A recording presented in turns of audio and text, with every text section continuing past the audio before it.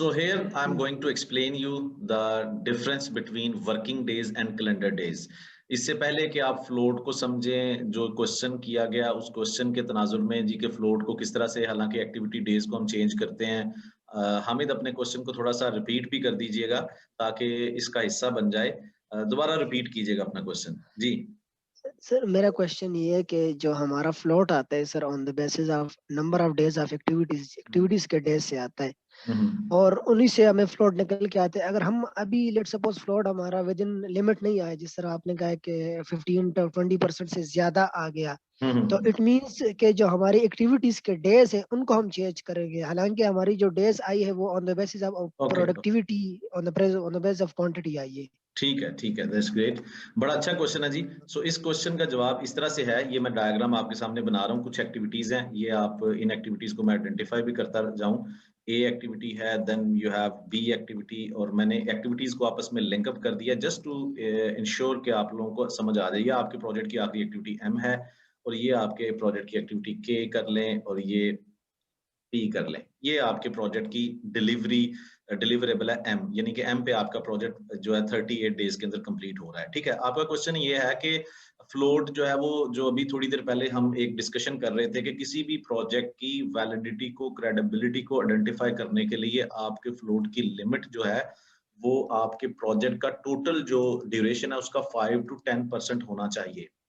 ये international level के ऊपर जो कंस्ट्रक्शन इंडस्ट्री है उसका भी यही एक एग्रीड यानी कि पॉइंट है, और कुछ ऑर्गेनाइजेशन के अंदर मैंने देखा है they give this flexibility up to 10 to 20%।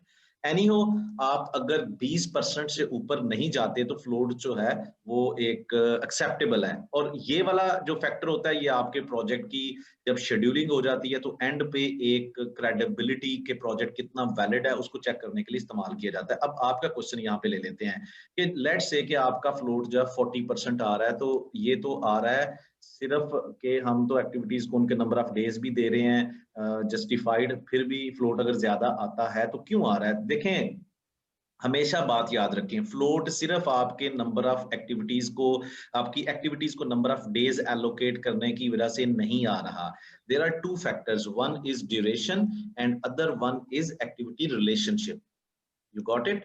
Here you need to rectify the relationship among different activities। ठीक है, अगर आपका फ्लोट ज्यादा है, अगर 40% तक आ रहा है कुछ एक्टिविटीज के ऊपर, तो आपको वहां पे दोनों चीजें देखने की जरूरत है। जैसा कि आपने बताया कि ड्यूरेशन जस्टिफाइड है, तो सेकंड थिंग इज रिलेशनशिप। कहीं पे आपने उस एक्टिविटी को गलत रिलेशनशिप तो नहीं दिया हुआ, इसमें बहुत सारे फैक्टर्स आ जाते हैं तो वो देखने पड़ते हैं। अब दूसरा इंपॉर्टेंट पॉइंट जो मैं यहाँ पे चाहूंगा आपको बताऊं, देखें हमेशा एक बात याद रखनी है, हमारे प्रोजेक्ट के अंदर दो तरह के डेज होते हैं। ठीक है, मैं यहाँ पे आपको बताता चलूं, दो तरह के डेज होते हैं, एक होते हैं आपके कैलेंडर डेज और दूसरे होते हैं आपके वर्किंग डेज। ठीक है, अब कैलेंडर डेज कौन से होते हैं और वर्किंग डेज कौन से होते हैं। जो अभी अभी आपने क्वेश्चन के अंदर कहा कि हमने हर एक्टिविटी को एक डे दिया होता है, जस्टिफाइड डे असाइन करते हैं, तो उसको हम यानी कि वर्किंग डे कहते हैं। लेट्स से इस एक्टिविटी के ऊपर 10 दिन की एक वर्किंग हो रही है, ये 10 दिन जो है ये वर्किंग डे हैं, ये भी 10 दिन वर्किंग डे हैं, ये भी 10 दिन वर्किंग डे हैं, ये भी 10 दिन वर्किंग डे हैं। ठीक है, ये भी वर्किंग डे हैं। ठीक है, लेकिन ये जो ऊपर आपकी टाइमलाइन के ऊपर कुछ डेज आ रहे हैं 40 डेज, ये आपके कैलेंडर डेज हैं। ठीक है, मैं अभी आपको थोड़ा सा इसके बारे में भी बताता हूं। अगर आप यहाँ पे एक्टिविटीज को ओवरलैप कर दें, लेट्स से इस एक्टिविटी को आप कहते हो, ये वाली जो बी एक्टिविटी है आप कहते हो मैं फिनिश टू स्टार्ट नहीं, मैं इसको ओवरलैप कर देता हूँ। ये भी आने वाले लेक्चर्स में भी आपको अच्छे तरीके से इसका आइडिया हो जाएगा।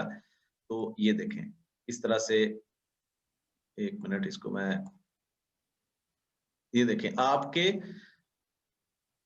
एक मिनट, ये इधर आ गई, ये भी इधर आ गया और हर चीज ये देखें। अब देखें आपकी वर्किंग डेज वही हैं 10 10 10 and 10 10 is going to give you again 40। आपके वर्किंग डेज वही 40 हैं, लेकिन आपने ओवरलैपिंग कर दी, लेकिन आपके कैलेंडर डेज कम रह गए। पहले 38 थे, अब 35 रह गए। सो इस चीज को भी समझना है, कैलेंडर डेज और वर्किंग डेज बराबर रहते हैं अगर एक्टिविटीज का आपस में रिलेशनशिप फिनिश टू स्टार्ट हो। लेकिन अगर आपने एक्टिविटीज को आपस में ओवरलैप किया हुआ है, अगर एक्टिविटीज को आपस में आपने स्टार्ट टू स्टार्ट रिलेशनशिप दिया हुआ है, फिर आपके वर्किंग डेज और कैलेंडर डेज इक्वल नहीं होते। वर्किंग डेज वो होते हैं जो आपकी एक्टिविटी को कंप्लीट करने के लिए चाहिए होते हैं, और कैलेंडर डेज वो होते हैं जो प्राइमरी P6 एक्टिविटीज को उनके ड्यूरेशन और रिलेशनशिप की बेस पे आइडेंटिफाई करता है। ठीक है, अब यहाँ पे मैं पहले वाली सिचुएशन जो है वो डेवलप करता हूँ, just give me a moment. अच्छा जी, अब यहाँ पे फ्लोट को एक दफा फिर देख लेते हैं। हमारे पास यहाँ पे जो फ्लोट है वो ये वाली फ्लेक्सिबिलिटी है। अभी शुरू में भी एक क्वेश्चन किया गया था, तो उसका भी मैं जवाब दे दूं। देखें, ये एक्टिविटी ये लॉन्गेस्ट पाथ है, ये आपका क्रिटिकल पाथ है। ठीक है, इसमें आप एक दिन का भी डिले करेंगे तो आपका प्रोजेक्ट जो है वो कंप्लीशन डेट से एक्सीड कर जाएगा।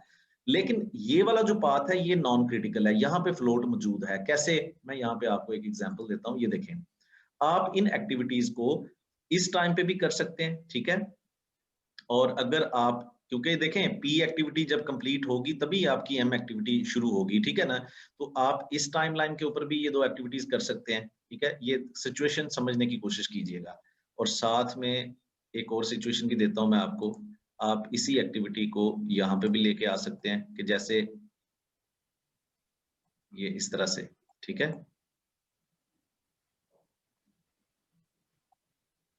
एक मिनट,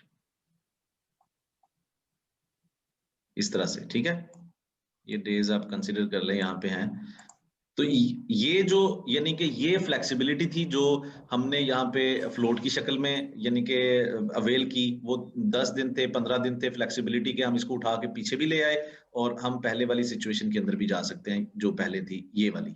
ठीक है, ये वाली, इसमें भी ये जो डेज थे ये फ्लोट थे। अब ये फ्लोट होता क्यों है? देखिए, कंस्ट्रक्शन प्रोजेक्ट्स के अंदर अनसर्टेनिटी भी होती है, रिस्क भी होता है, आपके फोर्स मेजोर भी होते हैं, तो आपने उनको भी अवेल करना होता है। यानी कि उनके लिए भी आपने एक कंटीजेंसी ड्यूरेशन रखा होता है। जैसे आपने अपने पास पैसे रखे होते हैं, जी अगर मेरा 100 रुपए का ये काम हुआ तो चलो मैं 120 रुपए रख लेता हूँ, ताकि ये 20 रुपए अगर मेरे पास ज्यादा खर्चा हो जाता है। बिल्कुल इसी तरह से टाइम के लिहाज से भी हमें सोचना होता है कि अब अगर हमारा 2 साल का प्रोजेक्ट है तो कुछ चीजों के अंदर हमें फ्लोट रखना पड़ता है, ताकि कहीं पे अगर हमें रिस्क आता है तो हम उसको अकोमोडेट कर सकें। स्ट्रेटजी आपकी यहाँ पे लिमिट ये है, ये फ्लोट का मतलब ये है, ये आपकी फ्लेक्सिबिलिटी है। आप यहाँ पे P एक्टिविटी खत्म करने के बाद वेट कर सकते हैं। ठीक है, और फिर इतना वेट करना पड़ेगा और फिर M एक्टिविटी स्टार्ट होगी। दूसरी सिचुएशन क्या है कि आप इसको वेट ना करें, आप इसको उठा के यहाँ पे ले आएं, और जब M स्टार्ट हो उससे जस्ट पहले P स्टार्ट हो, ताकि सारा फ्लोट आप कंज्यूम कर लें। ये डिपेंड करता है आपके प्रोजेक्ट की स्ट्रेटजी के ऊपर, अवेलेबल रिसोर्सेज के ऊपर। हो सकता है कि आप जब प्रोजेक्ट की एग्जीक्यूशन कर रहे हो तो आपको यहाँ पे जो रिसोर्सेज चाहिए हो वो मतलब किसी सिचुएशन की वजह से, अनसर्टेन सिचुएशन, अवेलेबल नहीं थे, तो आपके प्रोजेक्ट को कोई डिस्टर्बेंस नहीं होगी, क्योंकि आपके पास ये टाइम पीरियड है। आप बाद में भी रिसोर्सेज को हायर करके इस टाइमलाइन के अंदर भी इन एक्टिविटीज को कंप्लीट कर सकते हो। लेकिन अगर ऊपर दी गई एक्टिविटीज में से किसी एक एक्टिविटी के अंदर रिसोर्सेज अवेलेबल ना हुए, कोई बारिश हो गई, कोई रिस्क आ गया, तो एक दिन का डिले भी आपके प्रोजेक्ट को डिले कर देगा, क्योंकि ये क्रिटिकल पाथ है। क्रिटिकल पाथ के अंदर फ्लोट 0 होता है। बात समझ आई यहाँ तक?